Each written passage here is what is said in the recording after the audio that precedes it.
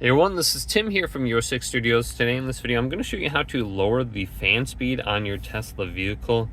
So using auto, it's just a little bit too loud and it could be too powerful. What you can do is just tap the temperature right here. And you can see we have auto right here. Just tap auto. And if you turn off auto, you can see at the bottom here, we have a couple different options now for fan speed.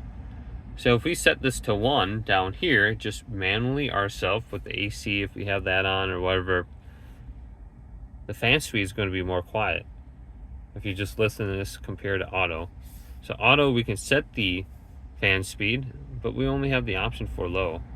And low is quite a bit louder than if we manually set it. So you can just look at that and then you can decide which vents you want on to. Seems like auto, not every vent will be turned on all the time. So just look at that as an option. Hopefully this video did indeed help you out.